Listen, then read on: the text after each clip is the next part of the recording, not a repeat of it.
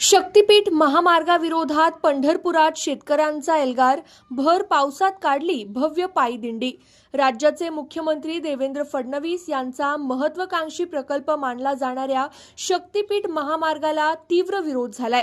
या प्रस्तावित महामार्गामुळे बाधित होणाऱ्या शेतकऱ्यांनी आज पंढरपूर येथे एक भव्य मेळावा आयोजित करून सरकार विरोधात तीव्र नाराजी व्यक्त केली।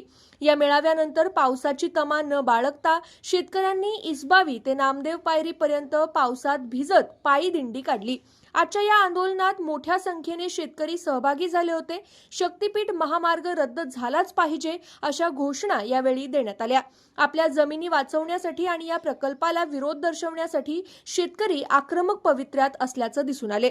शेतकऱ्यांच्या या लढ्याला पाठिंबा देण्यासाठी महाविकास आघाडीसह विविध राजकीय पक्षांच्या बड्या नेत्यांनी हजेरी लावली। स्वाभिमानी शेतकरी संघटनेचे नेते राजू शेट्टी, राष्ट्रवादी काँग्रेस शरद पवार गटाचे जयंत पाटील, काँग्रेसचे सतेज पाटील व अमित देशमुख, रासपचे महादेव जानकर, शिवसेना उद्धव बाळासाहेब ठाकरे गटाचे कैलास पाटील व शेकापचे अनिकेत देशमुख उपस्थित होते। या मेळाव्यात व दिंडीत सहभागी झालेल्या नेत्यांनी आणि शेतकरी संघटनांच्या प्रतिनिधींनी हा महामार्ग शेतकऱ्यांच्या जमिनी हडप करणारा असून तो रद्द होईपर्यंत लढा सुरूच राहील असा ठाम निर्धार व्यक्त केला।